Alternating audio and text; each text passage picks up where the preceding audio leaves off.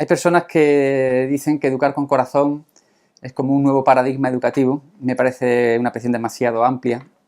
Hay quien dice que es un nuevo modelo de educación.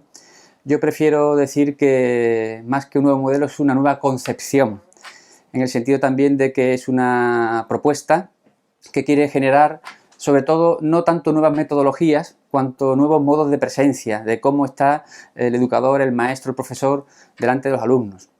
A mí me gusta decir que educar con corazón quizás lo que aporta es una nueva mirada al papel del maestro, una nueva mirada al alumno, una nueva mirada a la relación del adulto con el niño, una nueva mirada a los contenidos. Es lo que llamo una mirada en 3D, en profundidad. Son muy conocidos esos dibujos del ojo mágico que en un primer momento ves simplemente manchas de colores, pero si colocas la mirada de una determinada manera, irrumpe de pronto una imagen en 3 dimensiones. Es muy importante que un educador o los padres se hagan esta pregunta, ¿no? Cuando tengo delante a un niño, ¿qué es lo que veo? Veo un objeto curricular, veo una fotocopia reducida de mala calidad del adulto, veo un espacio vacío que hay que rellenar de conocimiento y de datos, o vemos un misterio insondable, vemos una presencia con la que podemos interaccionar, relacionarnos y aprender. Básicamente, educar con corazón creo que es una propuesta que quiere posibilitar que la escuela sea un lugar, un espacio, donde los niños puedan llenar de sentido y significado todo lo que es su vida y sobre todo donde puedan tener experiencias que le ayuden a contactar con lo mejor de sí mismos. Yo haría una pregunta a la pregunta, que es ¿de dónde surge esta pregunta del cómo? Normalmente el maestro de a pie vive una ansiedad, una cierta urgencia por cómo aborda pues, las tareas cotidianas. Pero creo que la pedagogía, la educación en general, ha caído en una absolutización de los recursos y de los medios.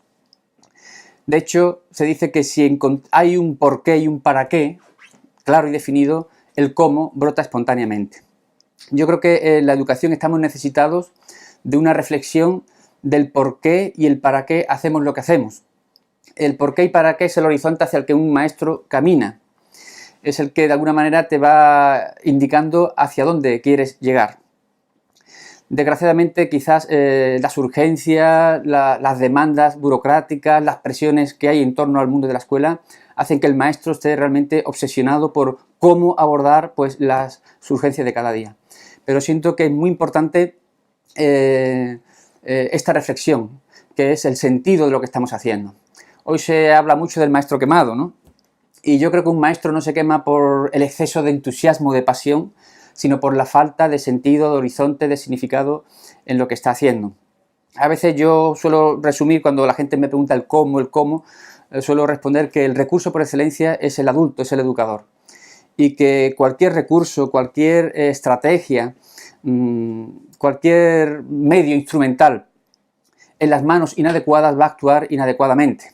Yo suelo decir que un veneno en las manos preparadas, en las manos adecuadas, se convierte en medicina. Y que una medicina pues, se puede convertir también en veneno.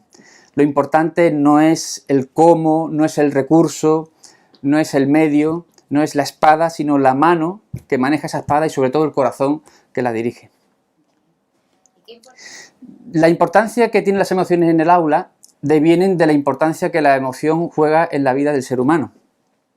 Y si algo nos diferencia de otras especies es nuestra capacidad de emocionarnos. Desgraciadamente yo en todos mis años de formación como maestro no oí ni una sola vez la palabra emoción, ni una sola. Entonces la emoción, de alguna manera, los niños parece que entienden que una vez que pasan el umbral a la escuela, todo su mundo interno, su mundo afectivo, sus sentimientos, sus emociones deben estar pues escondidas, resguardadas, porque la escuela habitualmente no se hace cargo de ellas. Sin embargo, la emoción es importantísima en la escuela porque todos somos conscientes de la importancia que tienen las emociones en el conjunto de nuestra vida, también de hecho de cara al aprendizaje. Si los que nos están escuchando recuerdan un momento de su vida en el que había una situación emocional de alteración por algún hecho especialmente intenso o importante y esa persona estuviera preparando un examen, recordará que había una dificultad realmente casi insalvable para poder centrarse en el estudio y en el aprendizaje. Cuando el estado emocional está alterado, toda nuestra estructura global se distorsiona y el aprendizaje se resiente. Aquí nos encontramos con una paradoja, porque si esto es así, es decir, para que el niño pueda aprender adecuadamente matemáticas, lenguaje, conocimiento del medio, su mundo emocional debe estar mínimamente estable y en orden, y sabemos que no es así. Los niños están hoy con una gran desestructuración emocional. Si eso es así, ¿qué hace la escuela para abordar eso? Habitualmente la escuela lo que hace es, cuando un niño manifiesta dificultades en el aprendizaje, que en muchas ocasiones la causa de esta dificultad está en el ámbito de lo emocional, lo que habitualmente hace la escuela es actividades de refuerzo, de apoyo, más actividades de lápiz y papel, cambiar quizás el enfoque metodológico, pero donde se ha producido el drama, por decirlo así, no es en los contenidos, sino es en el corazón del niño. Y la escuela tiene que empezar a hacerse cargo en el ámbito de lo que evidentemente le corresponde también de este mundo emocional de los niños. Justamente la desestructuración emocional de la que antes hablaba se refiere a que los niños de hoy, pues es verdad que tienen un entorno social de cierta abundancia de recursos tecnológicos, de medios, pero los niños no están bien. Los niños sufren. Sufren porque el entorno adulto en el que están creciendo no es un entorno estable, sano, que realmente les muestre la alegría de vivir. Vive rodeado de adultos que no paran, que son infelices, que van de un sitio para otro sin estar en ninguno, que a veces sirven de taxistas pero que no están con ellos. Hay una crisis tremenda en el mundo de las relaciones de los adultos, de la crisis de la pareja y de la familia, y los niños todo esto lo sufren. De hecho, hace apenas un par de años nosotros preguntábamos a un grupo de alumnos en una experiencia del corazón que dejara que el corazón le pudiera dictar a su mano qué era lo que le robaba su paz. Y en un colegio público de un pueblo normal de Sevilla, más del 90% de los niños expresaban que lo que les rompe, lo que les quiebra esta paz del corazón es justamente la situación de sus padres. Los niños están desestructurados emocionalmente, sufren y entonces van a buscar algún mecanismo, esto es algo que hacemos desde pequeñito, desde la cuna, para anestesiar ese sufrimiento. Y los niños descubren en su exploración dos mecanismos fundamentales de esta anestesia emocional. Uno es la tensión. El niño se da cuenta que cuando tensa su cuerpo, el dolor emocional se aminora. Claro, esta tensión que el niño va generando y manteniendo en su cuerpo es lo que luego va a dificultar la atención. A mí me gusta decir que, como hablan también los canarios y los sevillanos, atención es justamente la falta de tensión. Si hay tensión en el niño, y en el niño hay tensión porque a través de ese mecanismo psicofísico él anestesia su sufrimiento emocional, va a tener una gran dificultad de atención. De hecho, es curioso que a los niños que ahora están proliferando, que se llaman hiperactivos, se les adjudica este síndrome de déficit de atención. Y para mí el déficit de atención siempre proviene de un superávit de atención. Y el otro mecanismo de anestesia emocional es la alteración de la respiración. El niño se da cuenta que cuando respira de una manera entrecortada, arrítmica, superficial, también el dolor emocional se aminora. Todo esto afecta luego al rendimiento de los niños. El reconocimiento social del maestro es una tarea pendiente en esta sociedad española. Yo creo que la sociedad española no es consciente del papel que juegan los maestros. Estoy hablando ahora del papel, del sentido y significado de esta tarea. Otra cosa es cómo determinadas personas puedan desempeñar luego, concretamente en su profesión, diariamente, este papel.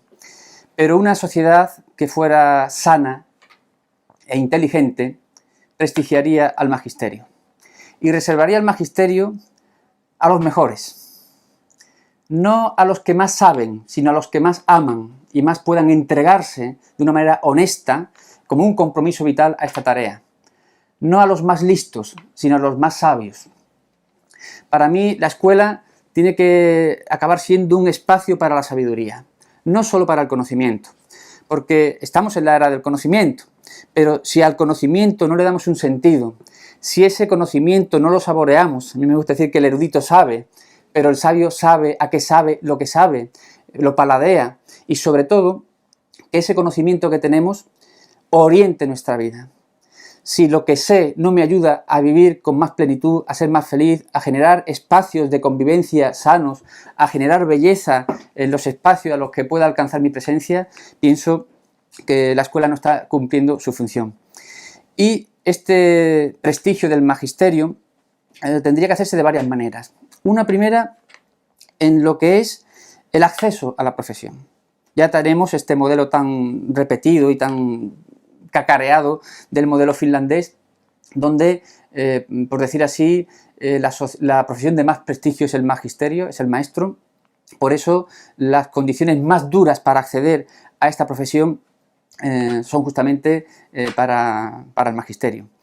Pero claro, también hay que tener en cuenta que no se trata solo de una capacidad intelectual, no se trata de que para el magisterio vayan los que más notas tengan, porque sería una dimensión solamente de la persona, y en el magisterio es muy importante la capacidad relacional, la capacidad empática, la inteligencia social y emocional del maestro, no solamente pues, lo que pueda memorizar o saber. Pero sí que creo que de entrada sería bueno que realmente al magisterio pudieran entregarse personas que realmente sienten esa vocación y no sea ya una opción pues, alternativa a otros fracasos profesionales. Creo que también se prestigia la profesión reorganizando lo que es la formación inicial del maestro. Creo que los maestros necesitan a otros maestros en su formación inicial. No solamente pues, catedráticos o personas muy preparadas en una disciplina, en una materia. Además de esa presencia, que yo también la considero importante, es necesario para mí, creo que es fundamental, que en la formación de los futuros maestros haya maestros que con una amplia experiencia pedagógica y a pie de aula puedan contagiar y transmitir a los futuros maestros algo tan difícil como es el entusiasmo, la entrega, la honestidad y sobre todo pues la pasión por esta que yo considero la profesión más sagrada y noble del mundo. Bueno, las nuevas tecnologías está claro que es uno de los grandes avances que estamos logrando como especie. Si un maestro o una maestra que por una actitud previa de cerramiento se niegue a las nuevas tecnologías, yo creo que se hace un flaco favor a sí mismo, a sus alumnos y a la vida. Pero lo que sí es verdad, un poco para mí las nuevas tecnologías no dejan de ser medios, recursos, es un instrumento. Y lo importante es dotar de alma, de corazón, pues esta arma tan poderosa que tenemos aquí. Y bueno, ha habido un momento, yo creo que es tanto el poder que nos da la tecnología, porque a golpe de ratón, tengo aquí en mi ratón, puedo acceder a toda la información que hay ahora mismo en la red, puedo acceder a la música, al cine, es decir, es un poco esta sensación de omnipotencia que nos da, de que como semidioses, pues aquí a golpe de ratón puedo acceder a lo que quiera. Eso nos ha hecho, yo creo que un poco esclavos del recurso, y se ha absolutizado el recurso. En su momento, cuando empezaron a abrirse las aulas TIC, ¿no? Yo decía en esa época, así un tono de humor, que hablando que los niños estaban muy nerviosos por todo lo que expliqué antes emocional, y no se nos ocurría otra cosa que meterlos en aulas TIC, ¿no? Es un TIC nervioso, porque de alguna manera las tecnologías van a un ritmo, a una velocidad que ciertamente nos aceleran. En esa época comenzaron a crearse aulas TIC en las cuales pues el centro del aula era el ordenador. En aquella época, ahora son ya portátiles, pero en ese momento recuerdo una maestra que me decía: José María, han cambiado mi clase en una oficina, ya no veo la cara de mis alumnos, sino la parte posterior de las pantallas de los ordenadores. Entonces yo resumo eso diciendo que las nuevas tecnologías han de estar presentes en la escuela como un presente, como un regalo, pero en un rincón. Para mí el centro de la experiencia pedagógica es el encuentro del corazón de un adulto con el niño. Y en un rincón están las nuevas tecnologías, pero no arrinconadas, porque hay sitios donde están los ordenadores apagados y no se usan. Están ahí para cuando sea necesario.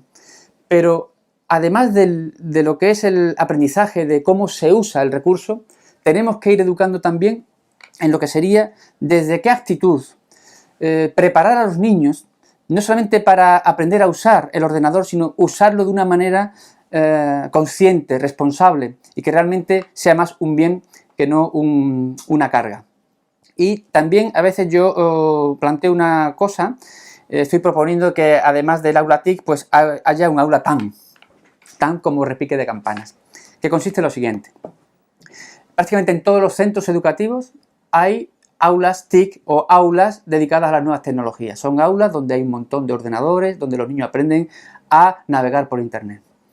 Yo creo que al lado de ese aula tiene que abrirse un espacio vacío, sin mesas, con moquetas, con alfombras, con cojines, en los que el niño sepa que así como cuando entra en este aula va a navegar por internet, cuando entre en este aula va a navegar por su mundo interno, va a navegar por su corazón. Las dos son necesarias. Bueno, la emoción, como indica la palabra, emoción, es una energía que tiende a moverse, a expresarse y liberarse. Por ejemplo, supongamos que hay una madre andaluza que lleva décadas sin ver a su hijo y está preparando sus pucheros y de pronto por sorpresa ve aparecer a su hijo por la puerta. Ante ese estímulo, que es la aparición de su hijo, su estado de paz y tranquilidad que estaba mientras movía los pucheros se altera. Hay una respuesta del cuerpo a ese estímulo nuevo que es la presencia del hijo. Eso desata, moviliza una energía, una determinada emoción que básicamente es de alegría. Claro, el cuerpo siempre va a buscar el equilibrio, lo que se llama la homeostasis. ¿Cómo esa mujer va a recuperar su paz, su equilibrio? Pues a base de gritos, de abrazos, de llantos, de lágrimas y de gritar al vecindario que su hijo ha vuelto. La expresión, como indica la palabra, es sacar esa presión que está ahí pujando por dentro hacia afuera para volver a recuperar el equilibrio. De ahí la importancia de expresar las emociones. Las emociones no pueden ser reprimidas ni retenidas, tienen que ser expresadas para volver, como digo, a este equilibrio interno. Claro, lo importante es enseñar a los niños que toda emoción es legítima, que toda emoción hay que expresarla, sea la ira, la rabia, y a lo que hay que educar es para expresarla a través de formas que no le hagan daño ni a él ni a nadie que esté en su entorno. Por lo tanto, la escuela tiene un papel para, en primer lugar, legitimar y convalidar lo que los niños van sintiendo y para ayudarle, también como la familia, a descubrir formas de expresión de ese estado interno.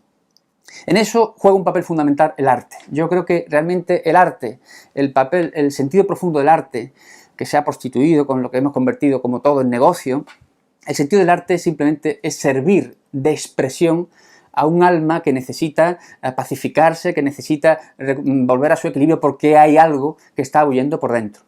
Ya sea la música, ya sea la pintura, ya sea a través de la escritura, a través de la palabra, a través de la danza. La escuela tiene que redescubrir todos estos campos de expresión como lugares en los que los niños puedan no solamente liberarse de esas expresiones que le pesan o le abruman en un momento determinado, sino también para canalizar toda esa riqueza que le está esperando dentro de su corazón. Sí, para mí, educar es ciertamente conducir al corazón. ¿Pero qué es el corazón? El corazón es mucho más que un músculo, una bomba cardíaca que bombea la sangre. Yo he ido descubriendo que la palabra corazón tiene una gran carga simbólica. El corazón representa desde hace siglos quizás nuestra auténtica humanidad. Hay que plantear que es la sede de la sabiduría, la sede del alma. Yo digo que precisamente porque no hay escuelas con corazón, porque la escuela no se ocupa de cuidar también el alma de los niños, pues los niños a veces están y aparecen como desalmados. Entonces yo resumiría la propuesta de educar con corazón con esta expresión. Educar es conducir al corazón. Pero claro, un maestro no puede conducir a los niños a una realidad, a una experiencia que no conoce. ¿Pero qué es este conducir al corazón? Conducir al corazón significa que podemos llevar a los niños a vivir una experiencia, y esto me parece una palabra muy importante, porque en la escuela se hacen muchas tareas, muchas actividades, pero hay pocas vivencias. Los niños viven pocas experiencias en su vida escolar que realmente le tocan lo profundo, que le trastocan y que puedan ser un referente para toda su vida posterior. Y una de las experiencias que yo propongo para que los niños puedan vivirla con sus maestros es justamente estas experiencias del corazón, que podríamos resumirlo de la siguiente manera. Entender que el corazón es la sede donde está esperando lo mejor de cada niño. Yo antes hablaba de que los niños cuando sufren se tensan, modifican su respiración. En psicología somática se habla de que la persona crea una coraza. Es como una barrera, como un muro para proteger ese espacio sagrado de su corazón. Claro, esa coraza que creamos desde muy pequeñitos para proteger nuestro corazón acaba finalmente separándonos de él. Pero yo he podido comprobar en múltiples experiencias ya con los niños y con los maestros que es posible en un momento determinado que el niño pueda dar como un salto cuántico o como una pértiga en la que atraviesa todas esas barreras, todos esos traumas, todos esos bloqueos y puede tener una experiencia en la que puede tocar, sentir lo más noble, la ternura, la paz, los sentimientos que realmente nos hacen humanos. Esto puede sonar un poco como metafísico, incluso espiritual. Claro, ¿cómo hacemos posible que un niño viva esa experiencia? Pues entrando a ese espacio insondable y misterioso del corazón a través del cuerpo, de lo más físico que tenemos. Entonces, la propuesta es que a través de ejercicios, experiencias en los que los niños, a través de lo que es la postura, a través de gestos, de movimientos, a través de la mirada, de la sonrisa, a través de trabajar el sentido y significado de las formas que adopta el grupo, el niño pueda realmente sentir en lo más profundo de sí esos valores, esas actitudes, esa emoción, esos sentimientos. Y eso lo hace además en el contexto del grupo clase. Esa experiencia personal, el niño la siente que la vive junto a sus compañeros y a su maestra, a su maestro. Y yo he podido comprobar que cuando los niños viven experiencias de este tipo, se comienza a crear un vínculo sutil, potentísimo entre ellos. De hecho, la clase que yo voy asistiendo ahora, su maestra me dice, cada vez que tenemos una experiencia del corazón, los niños están 4 o 5 días juntos jugando como una sola piña en el patio de recreo. Educar con corazón creo que es una gran propuesta para prevenir el conflicto. ¿Por qué? Porque crea vínculo amoroso entre los niños. Compartir tareas académicas curriculares no necesariamente genera un vínculo amoroso entre los niños. Eso es algo que tenemos que crear. Y cuando eso se crea, tenemos un grupo. Y a más grupo, menos conflicto. Sí, yo creo que el cuerpo es un ausente en la escuela. En el siguiente sentido, es verdad que se hacen muchas cosas con el cuerpo, se hace educación física, se hace incluso expresión dramática corporal. Pero lo que sí está ausente en la escuela es la conciencia del cuerpo. Por ejemplo, normalmente pues, no se abordan las posturas en las que están los niños en el aula, el maestro está ciego a lo que es el mobiliario en el que se sienta su alumno. Hay alumnos que están muchas horas, pues, por ejemplo, sin poder tocar los pies del suelo o una postura encorvada. Pero más allá de esto, creo que la escuela tiene que recuperar la conciencia del cuerpo como un espacio integral. Y cuando hablo de cuerpo estoy hablando de la integración armónica y equilibrada del cuerpo más físico, somático, del cuerpo cognitivo, mental, los pensamientos, del cuerpo afectivo, emocional, los sentimientos y emociones, también del cuerpo energético y si se está abierto a esa dimensión, pues el cuerpo espiritual. Todo eso integrado es lo que para mí es cuerpo. Entonces, lo vais a entender con un ejemplo que suelo poner habitualmente porque es muy clarificador, ¿no? En todos los centros se trabaja el Día de la Paz. Y se celebra el Día de la Paz. Yo suelo decir que no se celebra, se cerebra, porque lo que se hace es reflexionar sobre la paz. Entonces, si lo que hacemos es caer en un gran activismo desenfrenado, que a veces caemos más tensos, más violentos y más cansados que antes de hacer todo ese trabajo, y olvidamos que lo que tendríamos que pacificar es el cuerpo de los niños, porque por todo lo que he explicado hasta ahora, lo que está tenso, lo que se ha alterado la respiración, es el cuerpo de los niños. Lo que está dificultando la atención y que un niño esté sereno es cómo está su estado corporal. Y por eso pienso que es un reto para la escuela el abordaje del cuerpo. Antes os decía, educar es conducir al corazón y entramos en ese espacio del corazón a través de la puerta del cuerpo, es decir, a través de gestos, posturas, movimientos corporales. Pero es verdad que tuve la suerte de encontrarme con una llave maestra, no es que sea la única, pero sí que es una llave que si se coloca en el cuerpo, esta llave va a abrir la experiencia del niño a tocar esos espacios realmente profundos de su interior. Educar con corazón no consiste en relajar a los niños, es algo mucho más profundo. No basta con calmar la superficie, la agitación superficial de los niños. Hay que liberar lo profundo, que ya está dentro. Liberar la paz profunda, liberar la ternura, liberar la alegría que siempre está esperándonos en lo más profundo de nosotros. Y esa llave es la lengua, esta lengua. Yo he sido muchos años profesor de lengua, ahora soy profesor de la lengua. Y es simplemente recuperar un gesto que espontáneamente vivimos desde que somos bebés. Es un regalo que le debemos a Fedora Verasturi y que nos hizo tomar conciencia de que si la lengua suelta su tensión, si la lengua la dejamos colocada, como habitualmente vemos en los niños cuando están muy atentos a una tarea, que están con la lengua entre los dos labios imantada sin ninguna tensión ni crispación, el niño entra en otro estado de conciencia, entra en un estado de atención plena, de atención total. Tendríamos ya entonces los 3 elementos, por eso yo digo que educar con corazón es la educación del 3.0. El corazón como espacio insondable al que adentrar al niño, donde se va a encontrar con lo mejor de sí mismo. Entramos ahí a través de experiencias corporales y tenemos la lengua, que es la que nos va a permitir que realmente esa experiencia sea una realidad para el niño.